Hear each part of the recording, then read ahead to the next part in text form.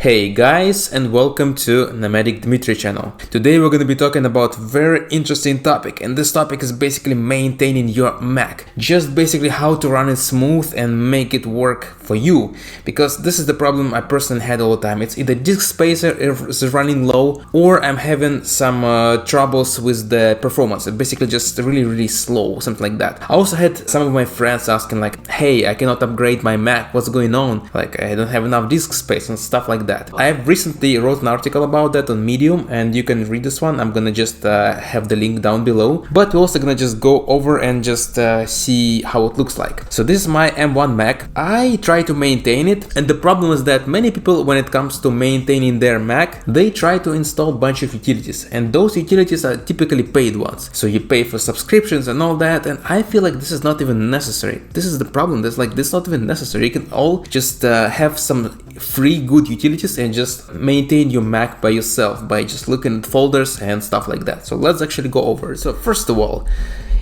you need to understand that you need to clean up after yourself. And this even comes to Macs as well. You just need to understand where all the space goes. First of all, I would just go to the applications folder and then sort by size. And when you do that, you're actually gonna see how many disk space is just lost by apps like Xcode, for example. It just uses 33 gigabytes of memory. And most of the space typically goes into simulators and all that. So it's like lots of space wasted, in my opinion. But if you're a developer, you actually need to use it. So here's how it goes. And there's a bunch of other apps, and it just like one by one, it actually takes a lot of space.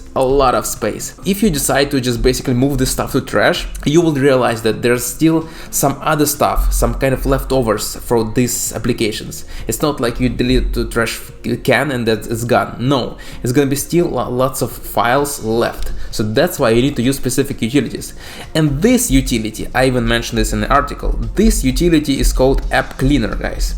Like, this is my personal favorite. I use it all the time, and I prefer to clean up after all the applications by using this utility. So for example, you can just drag and drop, well, let's say Parallels. I was not using Parallels for a while. Let's see how it goes. So here's what it shows. It shows how many folders could be deleted, and you can actually press here and just observe for yourself what kind of stuff in each folder is there. So it's really useful. I recommend you to try this one, and it's really good utility. I've used it for like a decade already. It's like the first Mac I got, I just started to use this utility, and it's really good. It's that good. This is the measure you can try to remove stuff, but you can also just understand like what kind of folders you need to look into and just what kind of folders you need to maintain. So first of all, we already mentioned about applications.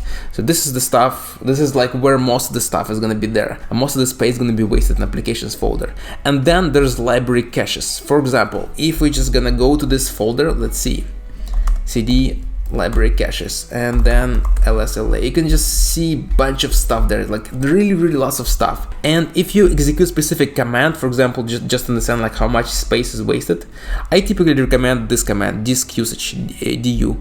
For example, if you go like this, if you just do like this, so it can show you for applications, for example. This is really good command, by the way. This is really awesome command of just seeing like how much space is wasted.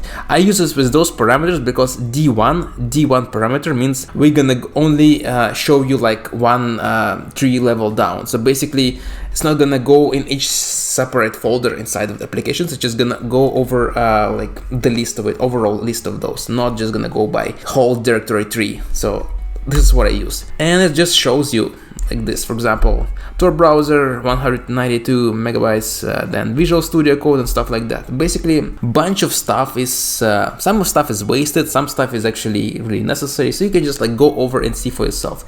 So it's like 39 gigabytes overall used by applications folder, and you can of course use it for caches as well. So if we do it like this, you can take a look about caches. So let's see. So caches.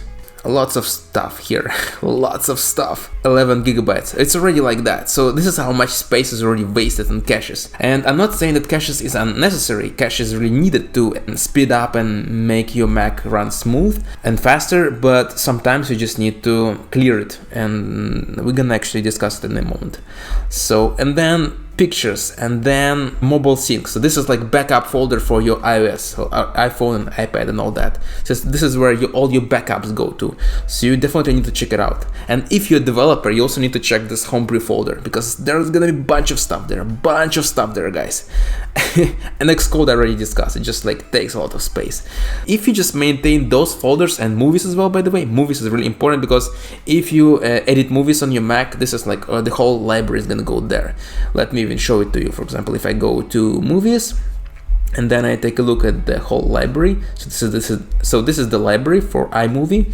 If you take a look at it, the whole folder is like 13 gigabytes, guys. And I actually clean up it from time to time, like every month I clean up my iMovie library folder. But as you can see, it's still taking lots of space. Most of the space is just wasted for all those unnecessary files, caches and all this. And you can easily maintain it by yourself by just using App Cleaner, or just like removing stuff and like looking over your different folders, right? There's also a utility called Onyx, and I prefer this one for sure. Here's the Onyx utility, guys, and you can actually pick all the options that you want. So for example, you want to clean up system, applications, internet, log messages and reports, and if you go to options, you're gonna see specific options that you're gonna be selecting and clean up basically. And then there's like other stuff, maintenance scripts, phones cache and all this. I recommend you to use this one, but before you do, please back up your system. Please totally back up your system. Just have a habit of backing up your system for sure. There's like 1% chance that something's gonna go wrong and you're gonna be really sad afterwards. So yeah, always do some backup. So here we go, guys. It's really easy to maintain your Mac. You just need to have a couple utilities and just be aware of your surroundings, your folders that you use, and basically just clean up this stuff from time to time. You really need to do this, because otherwise it's going to be out of control.